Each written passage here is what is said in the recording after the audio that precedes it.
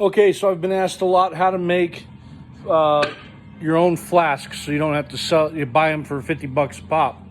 So I'm going to teach you how to make your own out of better material.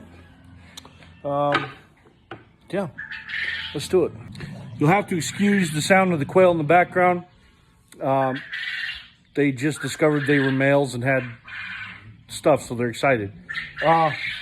So for this round of them, I'm going to go with a 1 inch, it's called a 1 inch by 4 inch red oak board. This is an 8-foot board. I got 2 of them, but we'll just do one for right now.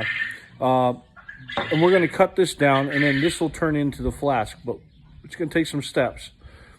Easier than it sounds, I promise. Okay, again, you're going to have to excuse the sounds and the mess. We are reorganizing the shop, and we have animals in here because it's springtime. But what we're going to do is we're going to take this board and we're going to cut it down into 2 5-inch or 6-inch pieces, and there are markings on the side of my fence here.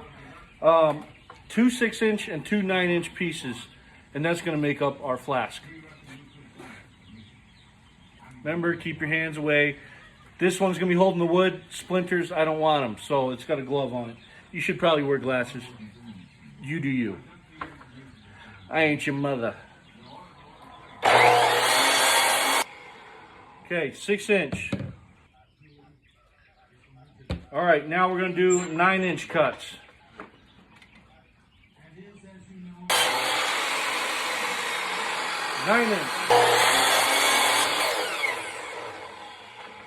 We're right on the money.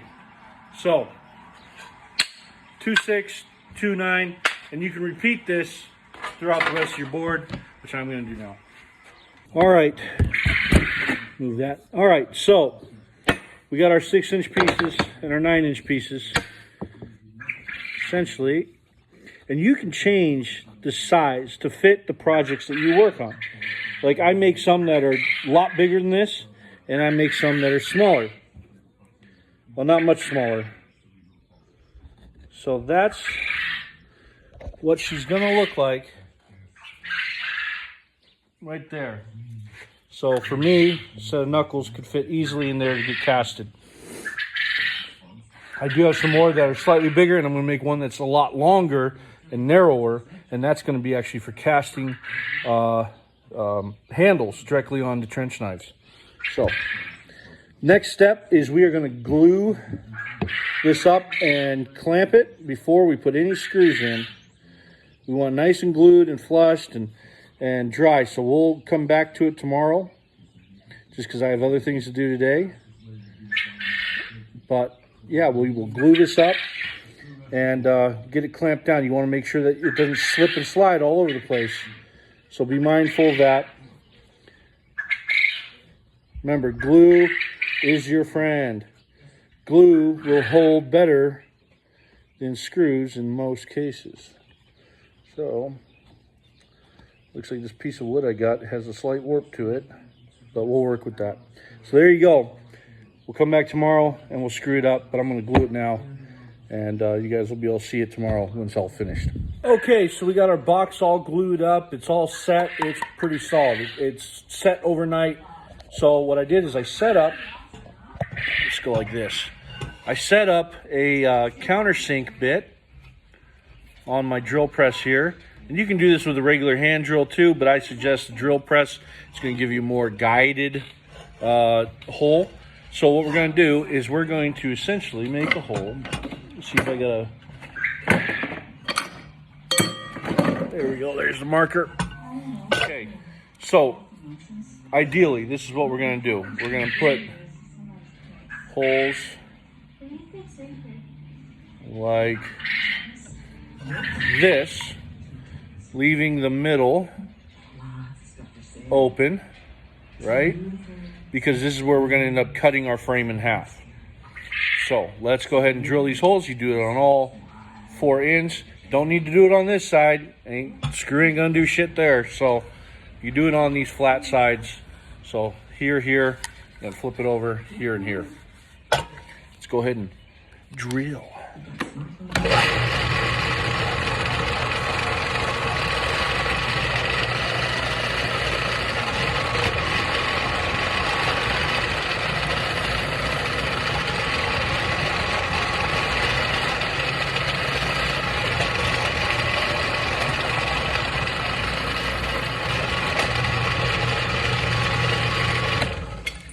that is what they're gonna look like. Don't worry, you're gonna get these little stragglers. You can either sand them off, brush them off, or just screw them down. But yeah, so that's what it looks like. And the countersink bit is going to create a wider gap at the top, and that's for the head of the screw to go in. Hopefully, I got the right size to the screws I have. I went with decking screws, but honestly, as long as it's a good solid screw, you can use drywall screws if you want, but any kind of wood screw would be better. So now we'll flip it over, do the same thing on this side. Okay, so I have all my flasks drilled out, and I wanted to touch on something. When you're putting the wood in here, the wood's not going to be perfect, but try and do the smoothest side on the interior, not the exterior. The exterior is going to push all the knots and the cracks and all that towards the outside edge, because if it's in here, the sand is going to catch in it, and it could absolutely destroy your mold very easily. So do the ugly side out, make it beautiful within. So there you go, I got all these done. So here's all the flasks I'm making. All right, so as you see, I got 4 small ones, 1 large one, and that's for my trench knives. And what we're gonna do next is we're gonna set the screws in here. Now, why is it so important to drill a pilot hole and a recess for the head of your screws? Well, the pilot hole is gonna keep your wood from splitting. And let me tell you, you may think, oh, my wood won't split. It's oak, it's strong. Bullshit. It will split. And you don't want to go back and have to buy new oak. Oak is not cheap. And it takes time to go back to the hardware store, buy some more. So don't worry, we're going to do a cost analysis on all this at the end. But let's go ahead and set some screws. All right, so it's pretty simple. You just take your screw. Again, I'm using deck screws. And you're going to get them just below the flush line. You don't want to feel much of anything. If you can still feel the screw head, just give it a quick little zap. And you want nice and flush. And this is going to be very important in the next step. So that's how it should look. Nice and smooth, just like that. Now that joint ain't going nowhere. Let me go ahead and finish up and we'll get on to the next step. Okay, so for the next step in this evolution, we need to create the pins. The pins, which will be set into the flask like so. We're actually going to do a 4-pin instead of a 3-pin. What I found is it makes it a little hard to scrape off the excess sand with a 3-pin rather than a 4. But what we do is we drill a hole all the way through, and then we set the pins in there. And we epoxy them in. We'll hammer them in and then set them in, and they will fit right into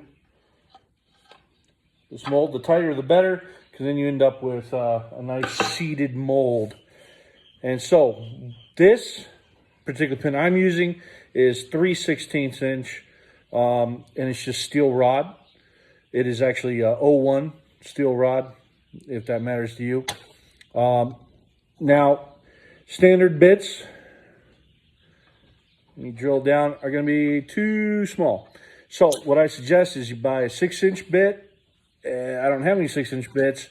What I do have on stock is a 12-inch bit. A 6-inch bit should work just fine. This is a bit overkill, but whatever. When in Rome, right? So this is what I'll be using, and it is a 3/16. So exactly the same size as this. We want it to be snug. And again, if we don't have to use epoxy, we're not going to use it, all right?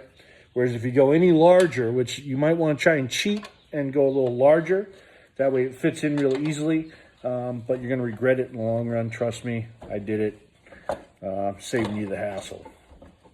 Because those pins will shift on you. Okay, let's see where we're at here. Okay.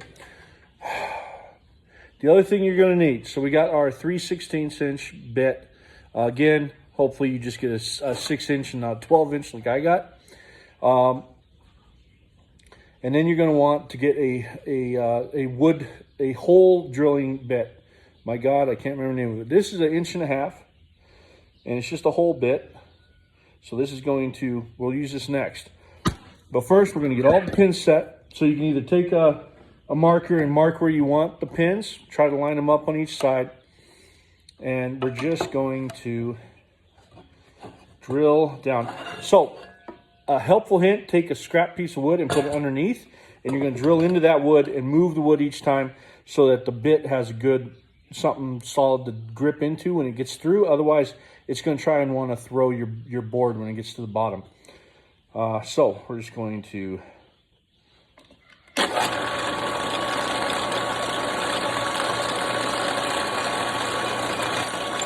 remember to back it out every so often.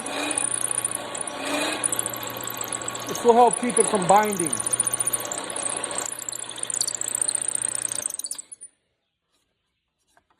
Okay, so how am I going to get all the way through this since my travel doesn't go all the way down by about a half an inch, quarter of an inch? Well, I'll show you. So what I'm going to do is I'm going to cheat up in the hole here a little bit. I'm going to take another board, another scrap piece, put it underneath there, cheat down, and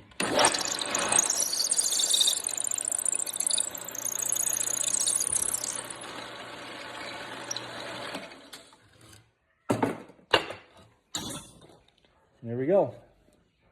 Hole goes all the way through. And that's how you deal with your travel not being long enough. It's a simple process. It's not difficult. So yeah, I'm going to do this 3 more times on this board, and then I'm going to do these other flasks as well. And once I have 4 in each of these flasks, we'll be back to do the next step. Okay, so next thing we're going to do, we got our chipping bit here, our hole saw, and we are going to drill right down through the center top of one of the long walls. See, walls with the screws. So again, 1.5 inches wide. And the reason we do that is we're going to end up cutting about 1/8 of an inch off of here. And so it'll still be, you know, a little over 1.25 inches by the time it's all done. You want a good sprue hole for casting. So let the bit do the work. If you're pushing and it's not doing nothing, you're trying too hard.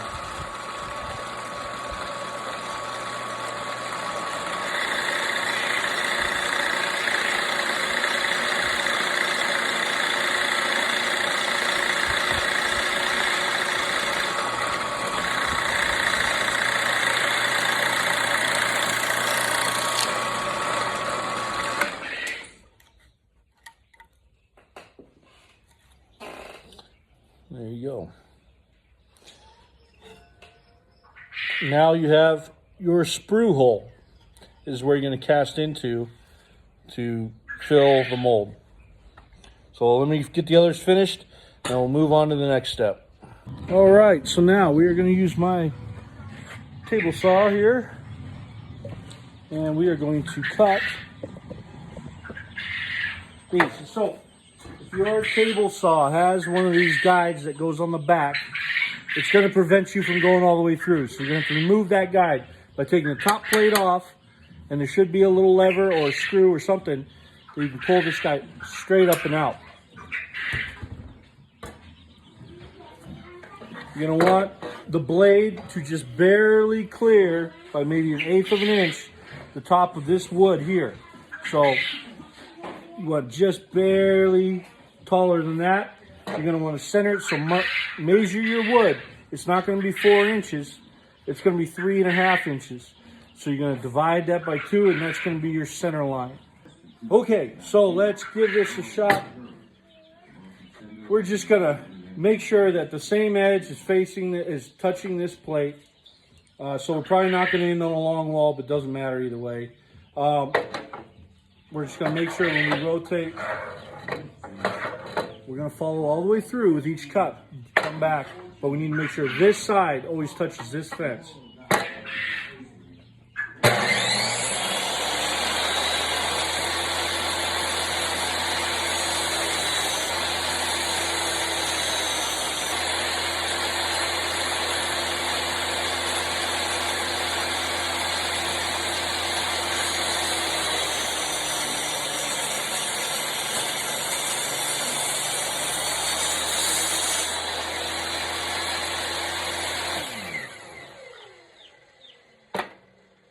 That is about as beautiful as you could ever hope to do. That is perfectly aligned. Slight gap where that last, I mean, just ever so slight, because it's going to wiggle a little bit. The outside edge is going to have less support, so it's going to push against the blade. But yeah, that's how that's done. We'll go put in pins next.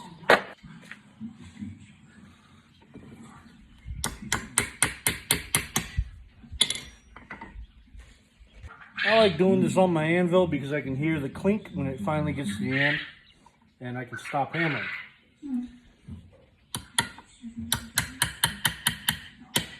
See?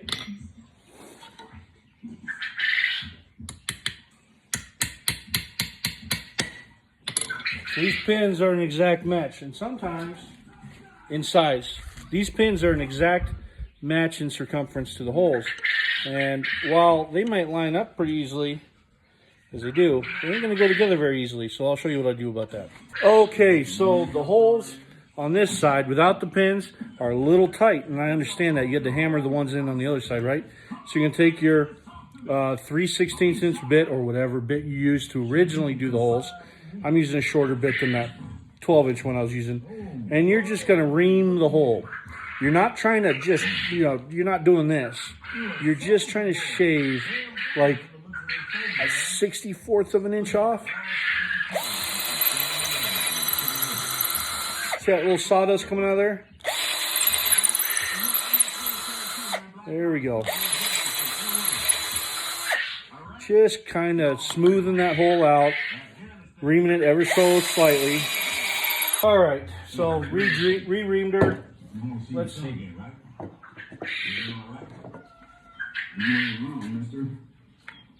There we go. So you want it to be nice and snug. You don't want it to be so tight you can't get it apart.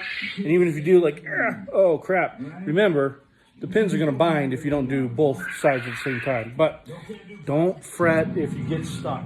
Take a screwdriver and just, that's it, very lightly.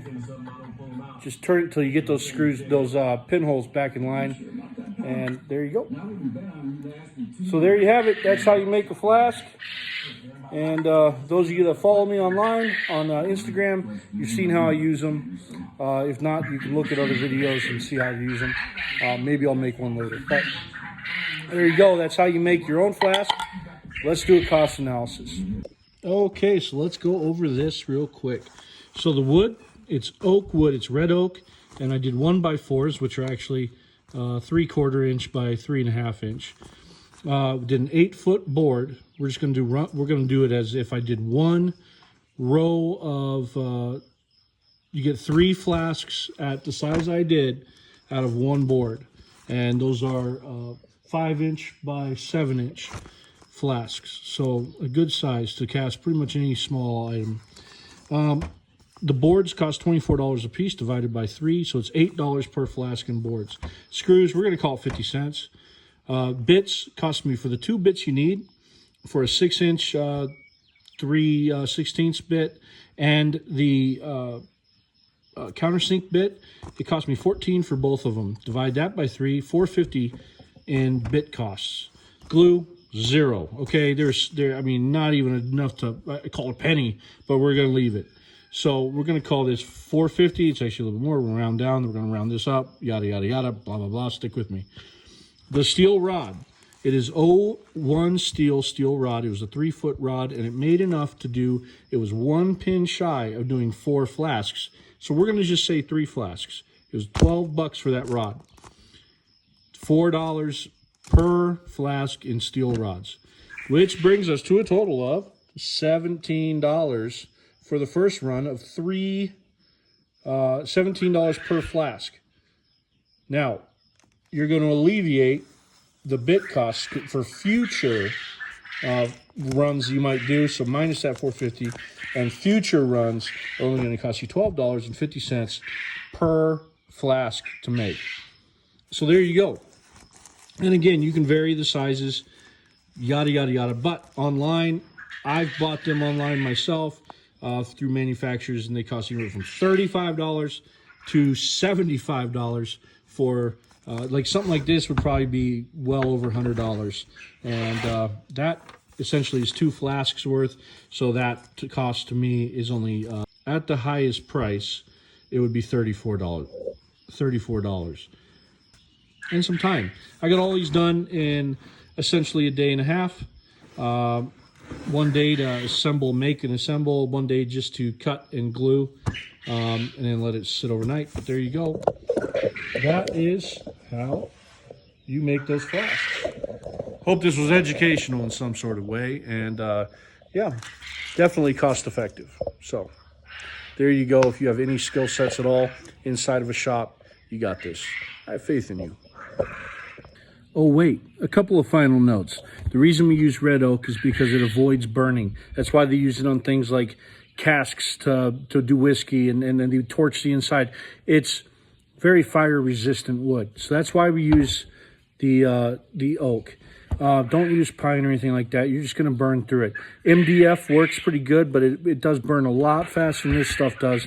And that's what most other companies are banking on, literally. The other thing is, I'll show you how to set up a flask in the future, but 2 pieces of scrap plywood on either side are going to be essential for your flask when you're cooking your metal. All right. And again, I'll show you how to do all that later.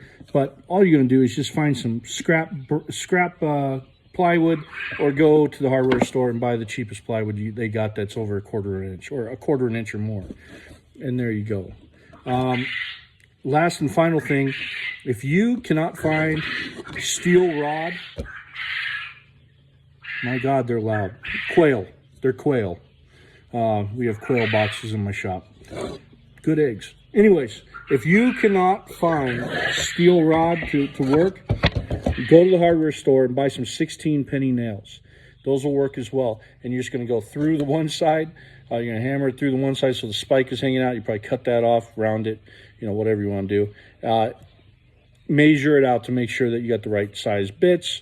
But ultimately, they'll work as well.